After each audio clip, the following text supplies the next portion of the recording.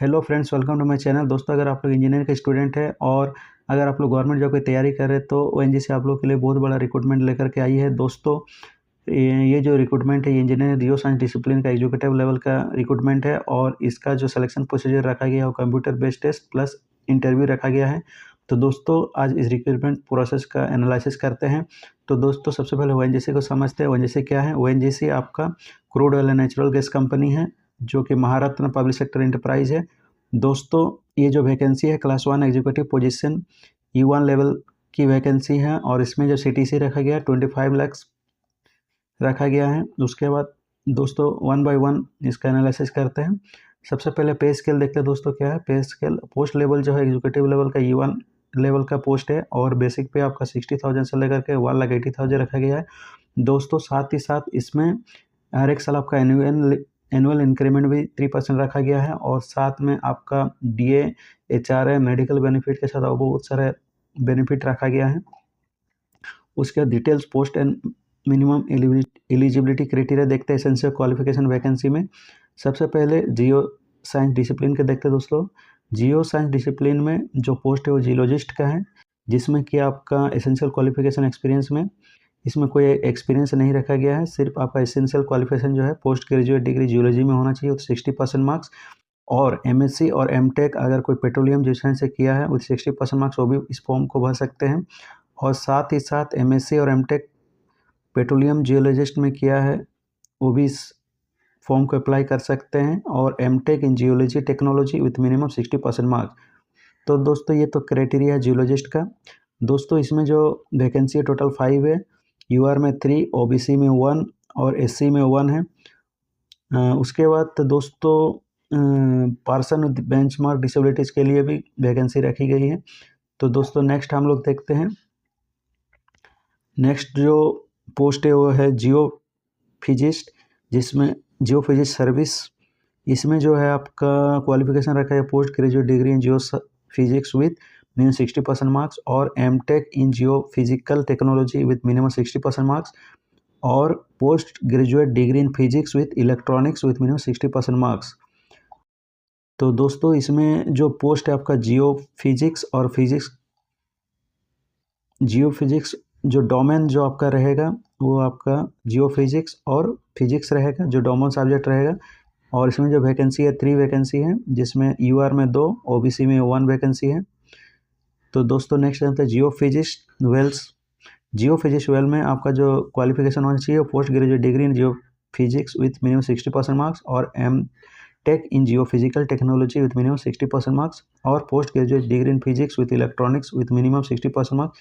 इसमें जो आपका डोमेन सब्जेक्ट रहेगा वो जियो फिजिक्स और फिजिक्स के स्टूडेंट के लिए फिजिक्स का रहेगा, जिसमें टोटल वैकेंसी 2 है। UR में 1, OBC में 1। तो दोस्तों, नेक्स्ट इंजीनियरिंग डिसिप्लिन का भी देखते हैं हम लोग। दोस्तों, इंजीनियरिंग डिसिप्लिन में सबसे पहले आपका आ रहा है assistant executive engineer production mechanical, जिसमें कि आपको क्वालिफिकेशन मांगा है graduate degree in mechanical engineering with minimum 60% marks और आपका जो डोमेन सब्जेक्ट रहेगा वो मैकेनिकल इंजीनियरिंग रहेगा। इसमें टोटल वैकेंसी 11 है। 5 आपका UR है, OBC में 2 है, SC में 2 है, ST में 1 है और EWS में 1 है।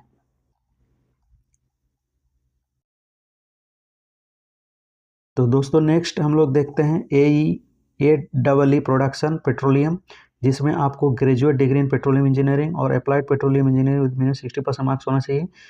दोस्तों, इसका जो डोमेन सब्जेक्ट रहेगा आपका पेट्रोलियम इंजीनियर रहेगा। इसमें टोटल वैकेंसी 19 है। UR में 8 है, OBC में 4 है और SC में 4 है। उसके बाद ST में 2 है और EWS में 1 है। टोटल वैकेंसी 19 है।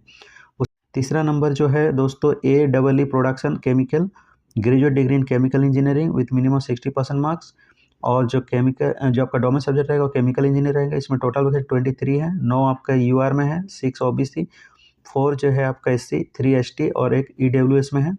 दोस्तों, चौथा जो वैकेंसी है आपका AEE ड्रिलिंग मैकेनिकल है, वो graduate degree in mechanical engineer with 60% marks होना चाहिए और ये जो डोमेन सब्जेक्ट रहेगा मैकेनिकल इंजीनियरिंग। टोटल इसमें वैकेंसी 23 है।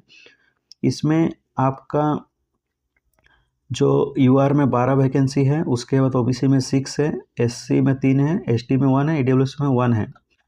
दोस्तों 5वां नंबर में AEE drilling petroleum graduate degree in petroleum engineering with minimum 60% marks. इसमें आपका डोमेन सब्जेक्ट पेट्रोलियम इंजीनियरिंग रखा गया है। उसके बाद इसमें जो टोटल वैकेंसी है 6 है, UR में 3 है, OBC में 1 है, SC में 1 है और ST में 1 है। उसके बाद छठवा 6 नंबर पे AE मैकेनिकल है, ग्रेजुएट डिग्री इन मैकेनिकल इंजीनियरिंग मिनिमम 60% मार्क्स। इसमें आपका डोमेन सब्जेक्ट मैकेनिकल इंजीनियर रखा गया है। इसमें आपका दोस्तों जो वैकेंसी है 6 है, जिसमें UR में 3 है, OBC में 2 है और SC में आपका 1 है, ST और EWS में कोई वैकेंसी नहीं है इसमें। उसके बाद AE electrical graduate degree in electrical engineer minimum 60% marks और ये जो डोमेन सब्जेक्ट रहेगा इलेक्ट्रिकल सब्जेक्ट रहेगा, इसमें टोटल वैकेंसी 10 है और इसमें जो UR में 5 वैकेंसी है और OBC में 2 वैकेंसी है, SC में 1 है और ST में 2 है और EWS में कोई वैकेंसी नहीं है। तो दोस्तों ये आपका हो गया इंजीनियरिंग डिसिप्लिन में आपका पोस्ट नेम, उसका क्या क्वालिफिकेशन रहेगा, डोमेन सब्जेक्ट क्या रहेगा, वैकेंसी टोटल कितना है कैटेगरी वाइज। उसके दोस्तों इसमें हम लोग नेक्स्ट देखते हैं एज लिमिट क्या है। तो दोस्तों एज लिमिट अनरिजर्व्ड कैटेगरी का जो एज लिमिट है वो 26 रखा गया है फॉर इंजीनियरिंग डिसिप्लिन का और जियो साइंस के लिए 27 ईयर्स रखा गया है अनरिजर्व। EWS के लिए OBC नॉन क्रिमिनल के लिए 29 रखा गया इंजीनियर डिसिप्लिन का और आपका जो जियो साइंस है वो 30 ईयर्स है। उसके बाद SC ST का जो है 31 ईयर्स है फॉर इंजीनियरिंग डिसिप्लिन का, जियो साइंस का है 32 ईयर्स। PWBD के लिए जनरल का है 36, OBC का है 39, SC ST का है 41 इंजीनियरिंग डिसिप्लिन का और जो जियो साइंस का 37, 40, 42। उसके बाद एक सर्विसमैन का भी अलग से एज के क्राइटेरिया रखा गया है। जनरल EWS का 31 ईयर्स है, जियो साइंस का 32 ईयर्स और OBC का इंजीनियरिंग डिसिप्लिन 31 ईयर्स और जो दोस्तों जियो साइंस है 32 ईयर्स है और SC ST का है 31 ईयर्स इंजीनियर डिसिप्लिन का और 32 है जो जियो साइंस का। डिपार्टमेंटल कैंडिडेट के लिए भी फर्दर रिलैक्सेशन दिया गया है ONGC के एज पर पॉलिसी के हिसाब से।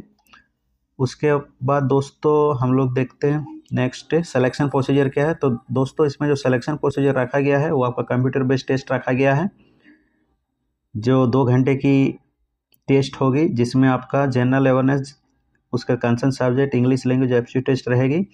उसके दोस्तों इसमें जो CBT स्कोर में जो कैंडिडेट शॉर्टलिस्ट किया जाएगा 1/5 रेशियो में बुलाया जाएगा पर्सनल इंटरव्यू के लिए। उसके बाद दोस्तों इसमें दिया गया है जो पैरामीटर है CBT का और इंटरव्यू का क्या रहेगा। तो CBT में स्कोर आपका 85 मार्क्स का रहेगा, इंटरव्यू का 15 मार्क्स, टोटल 100 मार्क्स का रहेगा।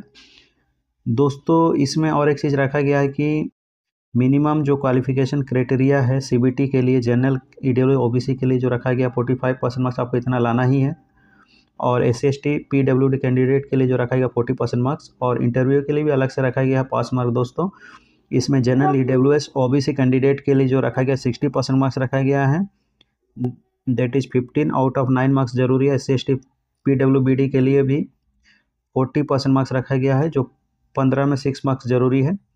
उसका फाइनलाइज और मेरिट लिस्ट जो बनेगा दोस्तों वो आपका जो बनेगा CBT और इंटरव्यू को मिला के बनेगा। दोस्तों किस तरह का फॉर्मेट रहेगा CBT में वो भी दिया गया है। तो concern domain mechanical, chemical, petroleum, electrical, geology और जियो फिजिक्स और फिजिक्स के जो भी सब्जेक्ट रहेंगे उसे 40 मार्क्स रहेंगे। मतलब जो भी आपका डोमेन सब्जेक्ट रहेगा, आइदर आप मैकेनिकल के हैं, इलेक्ट्रिकल के हैं या जियोलॉजी या जो भी जिस भी स्ट्रीम से आप बिलोंग करते हैं उसका 40 क्वेश्चन रहेगा। जनरल अवेयरनेस का 10 क्वेश्चन रहेगा, एप्टीट्यूड टेस्ट का 25 और इंग्लिश लैंग्वेज का 10, तो टोटल 85 क्वेश्चन रहेगा। दोस्तों इसमें और एक चीज़ बताना चाहूँगा, इसमें कोई नेगेटिव मार्किंग नहीं रहेगा, there will no negative marking in the CBT test, इसमें लिखा गया है दोस्तों। और इसमें आपका जो टेस्ट सेंटर है इसमें भी लगभग 18 टेस्ट सेंटर है जो कि डिफरेंट सिटी में रखा गया है आपका। इसमें दिल्ली, मुंबई, अहमदाबाद, गुवाहाटी, उदयपुर, नागपुर, बेंगलुरु, रायपुर, लखनऊ, भुवनेश्वर, कोलकाता, चेन्नई, हैदराबाद, जयपुर, मोहाली, भोपाल, एर्नाकुलम, सूरत, विशाखापट्टनम में रखा गया है। उसके बाद दोस्तों इसमें लिखा गया कि जब भी आप दोस्तों इसमें एक चीज़ बताना चाहूँगा, जब भी आप टेस्ट सेंटर का प्रेफरेंस दें तो थोड़ा सोच समझ के ही डालें, क्योंकि एक बार अगर आप दे दिए तो दोबारा फिर चेंज नहीं होगा। उसके बाद अप्लाई कैसे करना है, तो दोस्तों आपको जो भी ओएनजीसी की वेबसाइट है उसमें जाना है और उसमें आपको सबसे पहले रजिस्ट्रेशन करना है और उसके बाद जो भी फॉर्मेलिटीज़ है फॉर्म भरने का वो आपको पूरा करना पड़ेगा दोस्तों। उसके बाद इसमें कुछ दिया गया है कि आपके पास क्या क्या ज़रूरी है। Mobile number, email ID, in OTP will send complete. जब भी आप रजिस्ट्रेशन प्रोसेस करेंगे तो जानते हैं दोस्तों, मोबाइल नंबर, ईमेल आईडी ज़रूरी है। उसके बाद आपका जो रिसेंट पासपोर्ट साइज़ फ़ोटोग्राफ है वो आपका होना चाहिए जेपीजी फॉर्मेट में, जो कि 20 KB 50 KB के बीच होना चाहिए। स्कैन कॉपी और सिग्नेचर कैंडिडेट सिग्नेचर का जो कॉपी होना चाहिए, स्कैन कॉपी, वो आपका 10 KB से 20 KB जेपीजी या जेपीजी फॉर्मेट में होना चाहिए। 10 सर्टिफिकेट होना चाहिए, जो कि डेट ऑफ बर्थ वेरिफिकेशन के लिए, उसका डिग्री सर्टिफिकेट एसेंशियल, उसका marksheet, transit, essential qualification all semester, photo identity proofs में आपका आधार कार्ड, पासपोर्ट, ड्राइविंग लाइसेंस, फिर पैन कार्ड ज़रूरी है। और उसके बाद दोस्तों इसमें आपका रजिस्ट्रेशन फ़ी जो है डिफरेंट कैटेगरी के लिए रखा गया है। जनरल, ईडब्ल्यूएस, ओबीसी के लिए 1000 रुपीज़ रखा गया है। एसटी, एससी, पीडब्ल्यूबीडी के लिए कोई चार्ज नहीं है।